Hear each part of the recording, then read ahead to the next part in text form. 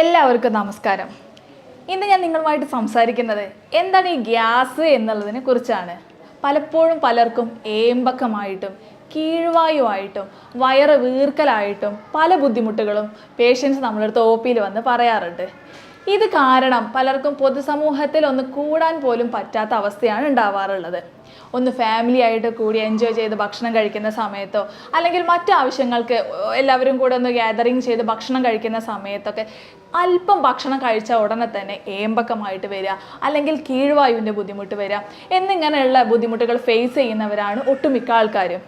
ഇന്ന് ഞാൻ നിങ്ങളുമായിട്ട് സംസാരിക്കുന്നത് എന്താണ് ഇത്തരത്തിൽ ഏമ്പക്കവും അതുപോലെ കീഴ്വായുവിൻ്റെ ബുദ്ധിമുട്ടും തരത്തിലുള്ള ഗ്യാസിന് കാരണമാക്കുന്നത് എന്നുള്ളതും എങ്ങനെ നമുക്കിത് പരിഹരിക്കാം എന്നതിനെ കുറിച്ചുമാണ്.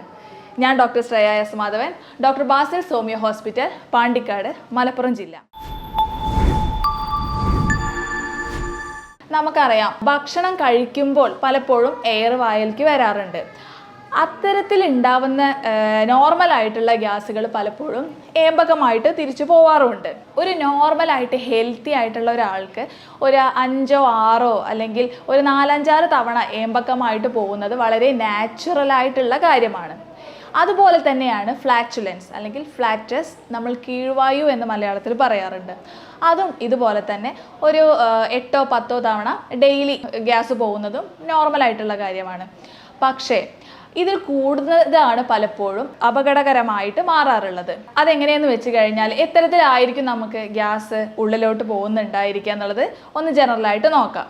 അതിനുശേഷം നമുക്ക് ഡീറ്റെയിൽഡ് ആയിട്ട് പല അസുഖങ്ങളുടെ ഭാഗമായിട്ടും ഇതുപോലെ ഗ്യാസിൻ്റെ ഫോർമേഷൻ ഉണ്ടാവാറുണ്ട്, അതും കൂടെ നോക്കാം. ഫസ്റ്റ് നമ്മൾ ഭക്ഷണം കഴിക്കുമ്പോൾ ഉണ്ടാവുന്ന ഗ്യാസ്, ഞാൻ നേരത്തെ പറഞ്ഞല്ലോ, നോർമലായിട്ട് നമ്മൾ ഭക്ഷണം കഴിക്കുമ്പോൾ എയർ ഉള്ളിലോട്ട് പോവാറുണ്ട്. അത്തരത്തിലുണ്ടാവുന്ന ഗ്യാസുകൾ ഉണ്ടായിരിക്കാം. അതെങ്ങനെയാണ്? നമ്മൾ ഭക്ഷണം കഴിക്കുമ്പോൾ സംസാരിക്കുമ്പോൾ എയർ ഉള്ളിൽ പോകുന്നുണ്ടായിരിക്കും. അതുപോലെ തന്നെ പ്രോപ്പറായിട്ട് ചവച്ചരച്ച് കഴിക്കാത്ത സാഹചര്യങ്ങൾ ഉണ്ടായിരിക്കും. അതായത് പലപ്പോഴും പല കാര്യങ്ങൾക്കും വേണ്ടിയിട്ട് ഇറങ്ങിത്തിരിക്കുമ്പോൾ പെട്ടെന്ന് നമ്മൾ വേഗം ഭക്ഷണം വാരി വിഴുങ്ങിയിട്ടൊക്കെ ആയിരിക്കും സ്കൂളിലേക്കാണെന്നുണ്ടെങ്കിലും ഓഫീസിലേക്കാണെന്നുണ്ടെങ്കിലും പോവാറുള്ളത്. അത്തരം സാഹചര്യങ്ങളിൽ പ്രോപ്പറായിട്ട് ഡൈജഷൻ നടക്കാത്തതിൻ്റെ ഭാഗമായിട്ട് ഗ്യാസ് ഫോർമേഷൻ ഉണ്ടാവാറുണ്ട്. നമ്മുടെ ജനറലായിട്ട് പറയുമ്പോൾ നമ്മുടെ ദഹന പ്രക്രിയ എന്ന് പറയുന്നത് സ്റ്റാർട്ട് ചെയ്യുന്നത് തന്നെ വായിൽ നിന്നാണ്. അപ്പോൾ നന്നായിട്ട് ചവച്ചരച്ച് സലൈവയായിട്ട് മിക്സ് ചെയ്തിട്ട് വേണം ശരിക്കും ഡൈജഷൻ സ്റ്റാർട്ട് ചെയ്യാൻ വേണ്ടിയിട്ട്. പലപ്പോഴും എല്ലാവരും ഭക്ഷണം വിഴുങ്ങി ഓടിപ്പോകുന്ന സാഹചര്യമാണ് ഉണ്ടാവാറുള്ളത്. അത് ശ്രദ്ധിക്കേണ്ടത് വളരെ ഇമ്പോർട്ടൻ്റ് ആയിട്ടുള്ള ഒന്നാണ്. പിന്നെ എങ്ങനെയായിരിക്കും പ്രോപ്പറായിട്ട് ദഹനം, വയറിലെത്തിയ ഭക്ഷണം പ്രോപ്പറായിട്ട് ദഹനം നടക്കാതെ വിഘടിക്കാതെ പല ഗ്യാസുകളും ഫോർമേഷൻ ഉണ്ടാവാറുണ്ട്. പിന്നെ അതുകൂടാതെ തന്നെ പല ബാക്ടീരിയകൾ, നമ്മളെ ഗട്ടിലുള്ള പല ബാക്ടീരിയകളുമായിട്ട് പ്രവർത്തിച്ചിട്ടും ഗ്യാസിൻ്റെ ഫോർമേഷൻ ഉണ്ടാവാറുണ്ട്. ഇത്തരം ഗ്യാസൊക്കെ ഫോം ചെയ്യുമ്പോൾ എന്താണ് സംഭവിക്കുന്നത് എന്ന് വെച്ച് കഴിഞ്ഞാൽ ഇത് ഒന്ന് പുറന്തള്ളുകയോ അല്ലെങ്കിൽ പലർക്കും അത് കെട്ടിക്കിടക്കുന്ന ഒരവസ്ഥയോ ഉണ്ടാവും. ഇത് പുറന്തള്ളുന്ന 2 വഴികളാണ്. ഒന്ന് നമ്മുടെ വായിലൂടെയും അതുപോലെ തന്നെ ആനസിലൂടെയും കൂടെ പോവാറുണ്ട്. അതാണ് ഫ്ലാറ്റുലൻസ് എന്ന് പറയുന്നത്. പക്ഷെ ചിലർക്ക് അത് കെട്ടിക്കിടന്ന് വയറ് വീർക്കുന്ന ഒരു സാഹചര്യവും ഉണ്ടാവാറുണ്ട്. അപ്പോഴാണ് നമുക്ക് വയറ് സ്തംഭനം തോന്നുന്നതും ഭക്ഷണം കഴിക്കാൻ തോന്നാത്തൊരവസ്ഥ ഉണ്ടാവുന്നതും. അല്പം ഭക്ഷണം കഴിച്ചാൽ തന്നെ അവർക്ക് ഏമ്പക്കം വരാൻ തുടങ്ങുന്നുണ്ടായിരിക്കും. അതുപോലെ തന്നെ ഇത്തിരി വെള്ളം കുടിച്ചാൽ പോലും അവർക്കത് ഏമ്പക്കമായിട്ട് പുറത്തേക്ക് വരാറുണ്ട്. ഇത്തരം സാഹചര്യങ്ങളൊക്കെ ഉണ്ടാവുന്നത് ഈ ഗ്യാസ് കെട്ടിക്കിടക്കുന്ന ഒരു സാഹചര്യം ഉണ്ടാവുമ്പോഴാണ്. പിന്നെ നമുക്ക് ജനറലായിട്ട് നോക്കാവുന്ന അല്ലെങ്കിൽ ഉണ്ടാവുന്ന കാര്യങ്ങൾ എങ്ങനെയാണെന്ന് വെച്ച് കഴിഞ്ഞാൽ കാർബണേറ്റഡ് ആയിട്ടുള്ള ഡ്രിങ്ക്സ് കഴിക്കുന്ന സമയത്ത്, പുറത്തുനിന്നുള്ള സോഫ്റ്റ് ഡ്രിങ്ക്സ് കഴിക്കുമ്പോൾ അതിൽ ഒരുപാട് കാർബൺ ഡൈ ഓക്സൈഡ് കാര്യങ്ങൾ ഉണ്ടായിരിക്കും. അത് കുടിക്കുന്ന സമയത്തും ഇതുപോലെ ഏമ്പക്കം നമുക്ക് നാച്ചുറലി ഉണ്ടാവാറുണ്ട്. ചിലർക്ക് അത് കൂടുതലായിട്ട് ഉണ്ടാവാറുള്ളത്. അപ്പോൾ അത്തരം ഡ്രിങ്ക്സ് മാക്സിമം ഒഴിവാക്കാൻ വേണ്ടിയിട്ട് ശ്രദ്ധിക്കേണ്ട ഒരു കാര്യമാണ്. അതുപോലെ തന്നെയാണ് പാല്. ചിലർക്ക് പാലിൻ്റെ ഉപയോഗവും ഇതുപോലെ തന്നെ ഗ്യാസിൻ്റെ ഫോർമേഷൻ ഉണ്ടാക്കാറുണ്ട്. അത് കൂടുതൽ ഉണ്ടാവാറുള്ളത് എങ്ങനെയെന്ന് വെച്ച് കഴിഞ്ഞാൽ ലാക്ടോസ് ഇൻടോളറൻസ് ഉണ്ടാവുന്ന സമയത്താണ്.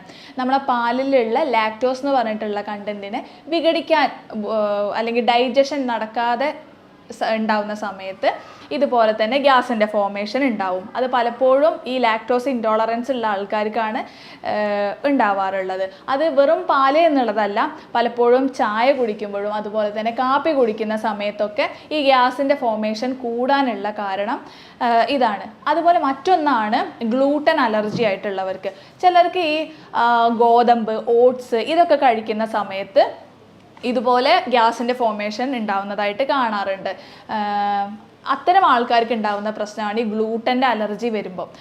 ഗ്ലൂട്ടൻ്റെ അലർജി വരുന്ന സമയത്ത് ഇതിൻ്റെ പ്രോപ്പറായിട്ട് ഡൈജഷൻ നടക്കാതെ വരികയും അതിനെ തുടർന്ന് നമ്മളെ ഭക്ഷണം അവിടെ വയറിൽ കെട്ടിക്കിടക്കും. ആ കെട്ടിക്കിടക്കുന്ന ഭക്ഷണത്തിൽ പല ബാക്ടീരിയകളും പ്രവർത്തിച്ചിട്ട് പല ഫോർമേഷനുള്ള ഗ്യാസുകൾ ഫോം ചെയ്യും. പ്രധാനമായിട്ടും നമ്മളെ വയറിൽ ഉണ്ടാകുന്ന ഗ്യാസുകളാണ് ഈ മീഥെയിൻ പോലെയുള്ള, അതുപോലെ H2S ഒക്കെ പോലെയുള്ള ഗ്യാസുകൾ. പിന്നെ നോർമലായിട്ട് ഉണ്ടാകുന്ന കാർബൺ ഡൈ ഓക്സൈഡ് കാര്യങ്ങളും ഇതുപോലെ തന്നെ ഗ്യാസായിട്ട് ഫോം ചെയ്യാറുണ്ട്.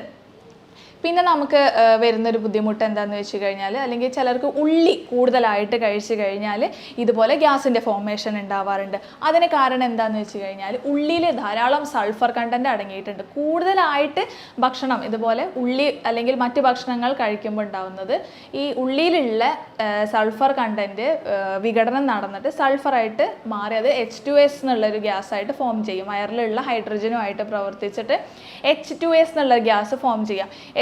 H2S എന്നുള്ള ഗ്യാസിൻ്റെ നമുക്ക് മണം അറിയാലോ, ഒരു ഒഫെൻസീവ് ആയിട്ടുള്ള ഒരു ചീഞ്ഞ മുട്ടേൻ്റെ ഒക്കെ സ്മെല്ലായിരിക്കും. അതൊക്കെയാണ് പലപ്പോഴും ഈ ചിലർക്ക് ഫ്ലാറ്റുലൻസ് പോകുന്ന സമയത്ത് അല്ലെങ്കിൽ കീഴ്വായു പോകുന്ന സമയത്ത് ഭയങ്കര ഒഫെൻസീവ് സ്മെല്ലിന് കാരണമാകുന്നത്. അതുപോലെ ചിലർക്ക് ഏമ്പക്കം ഉണ്ടാവുന്ന സമയത്തും ഇതുപോലെയുള്ള ഒഫെൻസീവ് ആയിട്ടുള്ള സ്മെല്ല് ഉണ്ടാവുന്നത് ഇത്തരത്തിൽ നമ്മളെ ഭക്ഷണത്തിലുള്ള പല ഘടകങ്ങളുടെയും വിഘടനം പ്രോപ്പറായി നടക്കാതെ അത് ഗ്യാസായി ഫോം ചെയ്യുമ്പോഴാണ് ഇത്തരത്തിലുള്ളൊരു സ്മെല്ല് കാര്യങ്ങൾ ഉണ്ടാവുന്നത്. പിന്നെ അടുത്തൊരു പ്രധാന കാരണം എന്ന് വെച്ച് കഴിഞ്ഞാൽ, അല്ലെങ്കിൽ അത് ഗ്യാസ് കൂടുതലായിട്ട് കാണപ്പെടുന്നത് എങ്ങനെയെന്ന് വെച്ച് കഴിഞ്ഞാൽ, ഡയബറ്റിക് പേഷ്യൻസിന് ഇതുപോലെ ഗ്യാസ് ഫോർമേഷൻ കുറച്ച് അധികമായിട്ട് നടക്കാറുണ്ട്. അതിന് കാരണവും അവർക്ക് പ്രോപ്പറായിട്ട് ഭക്ഷണം ഡൈജഷൻ നടക്കുന്നില്ല എന്നുള്ളത് കൊണ്ടാണ്.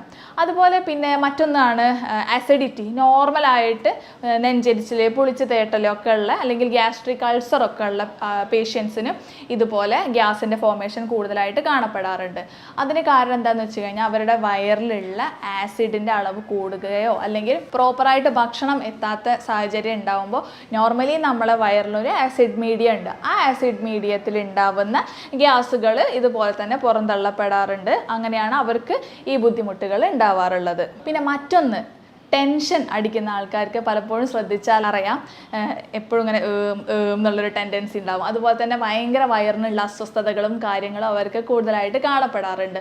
അങ്ങനെ ഉണ്ടാവുന്ന സാഹചര്യത്തിൽ എന്താ സംഭവിക്കുന്നത്? നമ്മൾ ടെൻഷൻ ഹോർമോണായിട്ടുള്ള കോർട്ടിസോളിൻ്റെ ഉൽപ്പാദനം കൂടും. ഈ കോർട്ടിസോൾ ഉൽപ്പാദനം കൂടുന്ന സമയത്ത് ബൈലിൻ്റെ പ്രൊഡക്ഷൻ കുറയും. ഈ ബൈലിൻ്റെ പ്രൊഡക്ഷൻ വേണം ശരിക്കും നമ്മളെ ബോഡിയിലുള്ള പല ഘടകങ്ങളുടെ ഫാറ്റ് പോലെയുള്ള കാര്യങ്ങളൊക്കെ ഡൈജഷൻ അല്ലെങ്കിൽ വിഘടനം പ്രോപ്പറായിട്ട് നടക്കണമെന്നുണ്ടെങ്കിൽ ഈ ബൈലിൻ്റെ പ്രൊഡക്ഷൻ ആവശ്യമാണ്. അത് കുറയുന്നത് മൂലവും ഇത്തരത്തിൽ ഗ്യാസിൻ്റെ ഫോർമേഷൻ കാര്യങ്ങൾ നടക്കാറുണ്ട്. അപ്പോൾ മാക്സിമം ടെൻഷൻ ഫ്രീ ആയിട്ട് ഇരിക്കാൻ വേണ്ടിയിട്ട് ശ്രദ്ധിക്കുക.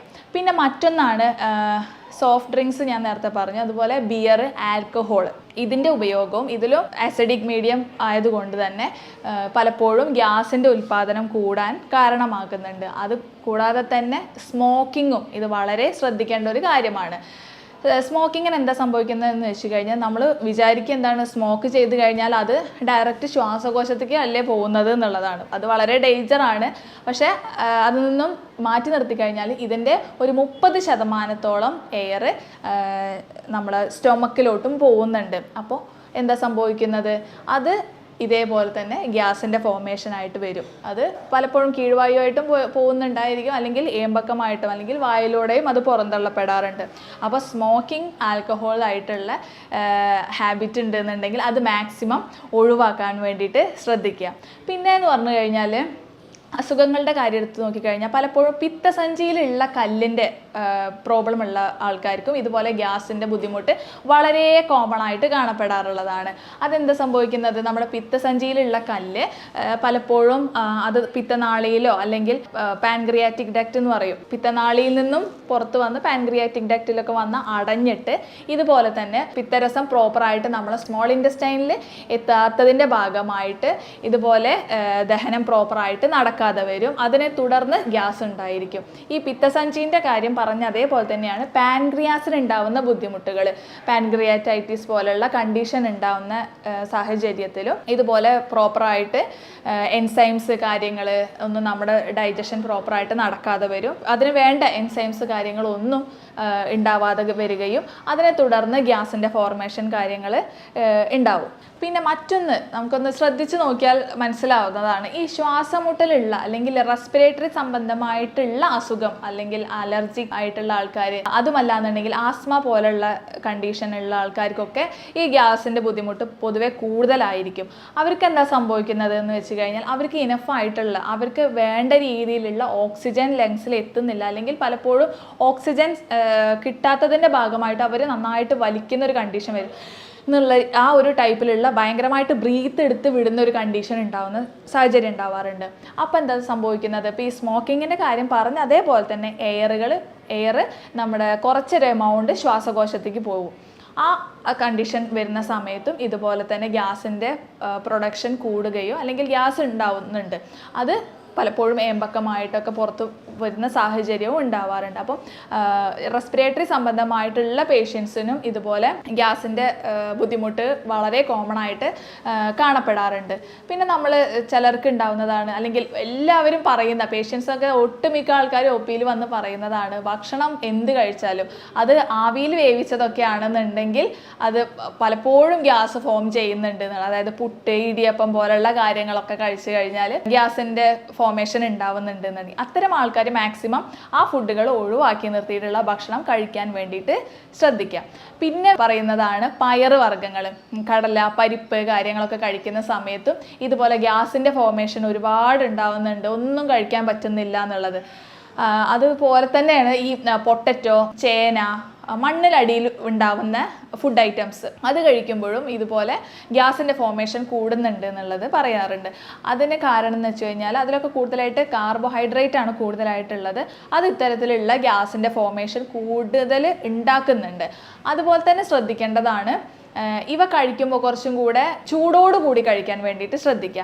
ഈ കടല, പരിപ്പ് കാര്യങ്ങളൊക്കെ കഴിക്കുമ്പോൾ അതിൽ ധാരാളം പ്രോട്ടീനാണ് അടങ്ങിയിട്ടുള്ളത്. ഈ പ്രോട്ടീൻ തണുത്ത് കഴിഞ്ഞാൽ നമ്മൾ സ്റ്റൊമക്കിലെത്തുമ്പോൾ അത് വിഘടിക്കാൻ, ഡൈജഷൻ നടക്കാൻ ടൈം എടുക്കുകയും അതിനെ തുടർന്ന് പല ഗ്യാസുകളും ഉണ്ടാവുന്നുണ്ട്. അതിന് സാഹചര്യം ഉണ്ടാക്കാതെ മാക്സിമം ചൂടോടുകൂടി കഴിക്കാൻ ശ്രമിച്ചു കഴിഞ്ഞാൽ ഒരു പരിധി വരെ ഈ ഗ്യാസ് എന്നുള്ള ഫോർമേഷൻ ഉണ്ടാവാതെ നമുക്കതിന് മാറി നിൽക്കാൻ സാഹചര്യം ഉണ്ടാവും. പിന്നെയാണ് നമ്മൾ പുറത്തുനിന്ന് വാങ്ങിക്കുന്ന ആർട്ടിഫിഷ്യൽ ആയിട്ടുള്ള ഭക്ഷണങ്ങൾ, അതിലൊക്കെ ധാരാളം ഹൈ ഫ്രക്ടോസ് കോൺ ഷുഗർ അടങ്ങിയിട്ടുണ്ട്. അതിലൊക്കെ ഷുഗർ കണ്ടന്റ് കൂടുതലായിട്ടുള്ള ബേക്കറി ഐറ്റംസ് കാര്യങ്ങളിലൊക്കെ ഇതുപോലെ തന്നെ ഡൈജഷൻ പ്രോപ്പർ ആവാതെ നടക്കും. അത് ഗ്യാസിൻ്റെ ഫോർമേഷൻ കാരണമാക്കുകയും ചെയ്യുന്നുണ്ട്. അപ്പോൾ മാക്സിമം ബേക്കറി ഐറ്റംസ് കാര്യങ്ങൾ ഒഴിവാക്കാൻ ശ്രമിക്കുക. പിന്നെ ജനറലായിട്ട് കാണപ്പെടാറുള്ളതാണ് ഈ സീലിയാക് ഡിസീസസ്, IBS, IBD പോലുള്ള പേഷ്യൻസിന് പലപ്പോഴും അവർക്ക് ഈ നന്നായിട്ട് ഫൈബർ റിച്ച് ആയിട്ടുള്ള ഭക്ഷണങ്ങൾ കഴിക്കുന്നതിൻ്റെ ഭാഗമായിട്ടും ഇതുപോലെ തന്നെ ഗ്യാസിൻ്റെ ബുദ്ധിമുട്ടുകൾ കാണപ്പെടാറുണ്ട്. പിന്നെയാണ് ക്യാബേജ്, കോളിഫ്ലവർ കാര്യങ്ങളൊക്കെ കഴിക്കുന്ന ആൾക്കാർക്കും ഇതുപോലെ തന്നെ ഗ്യാസിൻ്റെ ഫോർമേഷൻ. അങ്ങനെ ഉള്ള ഭക്ഷണങ്ങൾ ഇങ്ങനെ ബുദ്ധിമുട്ട് ഉണ്ടാക്കുന്നുണ്ട് എന്നുണ്ടെങ്കിൽ അവർ ഒന്ന് ഭക്ഷണം ചൂടോടുകൂടി കഴിക്കാനൊന്ന് ശ്രദ്ധിച്ചു നോക്കുക. അപ്പോൾ മാക്സിമം നമ്മുടെ ഗ്യാസിൻ്റെ പ്രൊഡക്ഷൻ കുറഞ്ഞു കിട്ടാനുള്ള സാഹചര്യമാണ് ഉണ്ടാവാറുള്ളത്. മാക്സിമം സിറ്റിംഗ് ജോബ് ഉള്ള ആൾക്കാർക്കാണ് ഗ്യാസിൻ്റെ ബുദ്ധിമുട്ട് പിന്നെ കാണപ്പെടാറുള്ളത്. സിറ്റിംഗ് ജോബ് എന്ന് പറഞ്ഞു കഴിഞ്ഞാൽ വളരെ അൺഹെൽത്തി ആയിട്ടുള്ളൊരു കാര്യമാണ് ഈ സിറ്റിംഗ് എന്നുള്ളത്. അത്തരം ആൾക്കാർ ചെയ്യേണ്ട കാര്യങ്ങൾ എന്താണെന്ന് വെച്ച് കഴിഞ്ഞാൽ ഒരു 5-10 മിനിറ്റ് കഴിഞ്ഞാലോ അല്ലെങ്കിൽ ഒരു അരമണിക്കൂറിൽ ഒരു അല്പനേരം എഴുന്നേറ്റ് നടക്കാൻ വേണ്ടിയിട്ട് ശ്രദ്ധിക്കുക. അപ്പോൾ എന്താ സംഭവിക്കുന്നത്, നമ്മളിവിടെ ഉള്ള മസിൽസ് കാര്യങ്ങളൊക്കെ ഒന്ന് ഇളക്കം വരും. അപ്പോൾ ഓട്ടോമാറ്റിക്കലി അതിൻ്റെ ഡൈജഷനും കാര്യങ്ങളും ഒന്ന് ഫാസ്റ്റ് ആവുകയും അതിനെ തുടർന്ന് ഈ കെട്ടിക്കിടക്കുക എന്നുള്ള ഒരു കണ്ടീഷൻ അവിടെ ഒഴിവാക്കാൻ പറ്റും. പിന്നെ അതുപോലെ തന്നെ വ്യായാമം ചെയ്യുക എന്നുള്ളതും വളരെ ഇമ്പോർട്ടൻ്റ് ആയിട്ടുള്ളൊരു കാര്യമാണ്. ഡെയിലി ഒരു 10-20 മിനിറ്റ് വ്യായാമത്തിന് വേണ്ടി മാറ്റി വയ്ക്കുക. അതുപോലെ ധാരാളം വെള്ളം കുടിക്കുക എന്നുള്ളതും ശ്രദ്ധിക്കേണ്ട ഒന്ന് തന്നെയാണ്. നമ്മുടെ ഡൈജഷൻ പ്രോപ്പർ ആയി കഴിഞ്ഞാൽ തന്നെ ഒട്ടുമിക്ക അസുഖങ്ങളും അതുപോലെ തന്നെ ഈ ഗ്യാസിൻ്റെ ബുദ്ധിമുട്ടുകളും നമുക്ക് മാറ്റിവെക്കാൻ സാഹചര്യം ഉണ്ടാക്കുന്നതാണ്. അപ്പോൾ ഇത്തരം കാര്യങ്ങളും കൂടെ അതിൽ ശ്രദ്ധിച്ചു കഴിഞ്ഞാൽ നമുക്ക് ഗ്യാസിന് പാടെ ഒഴിവാക്കാം. ഇതിന് നമുക്ക് ഹോമിയോപ്പതിയിൽ വളരെ ഫലപ്രദമായിട്ടുള്ള ട്രീറ്റ്മെൻറ്റ് കാര്യങ്ങൾ അവൈലബിൾ ആണ്. നമ്മുടെ ഓരോ പേഷ്യൻസിൻ്റെയും വ്യക്തമായി അതിൻ്റെ ഹിസ്റ്ററി എടുത്തിട്ട് എന്തൊക്കെയാണ് അതിന് കാരണങ്ങൾ എന്നുള്ളത് വ്യക്തമായി നോക്കി റെപ്പട്രൈസേഷൻ ചെയ്ത് യൂറോപ്യൻ നിർമ്മിത സോഫ്റ്റ്വെയർ വഴി അതിൻ്റെ മരുന്ന് നിർണ്ണയം നടത്തിയിട്ടാണ് ഓരോ പേഷ്യൻസിനും ട്രീറ്റ്മെൻറ്റ് കൊടുക്കാറുള്ളത്. അതുകൊണ്ട് തന്നെ ഇതിന് വളരെ നല്ലൊരു റിസൾട്ട് നമുക്ക് കിട്ടാറുമുണ്ട്. ഇതുമായി ബന്ധപ്പെട്ട് നിങ്ങൾക്ക് എന്തെങ്കിലും ഡൗട്ടുകളോ അല്ലെങ്കിൽ നിങ്ങൾക്ക് ക്വയറികൾ ഉണ്ട് എന്നുണ്ടെങ്കിൽ എന്നെ കോൺടാക്ട് ചെയ്യാവുന്നതാണ്. ഞാൻ doctor Shreya S Madhavan, doctor Basil homeo hospital, Pandikkad, Malappuram ജില്ല.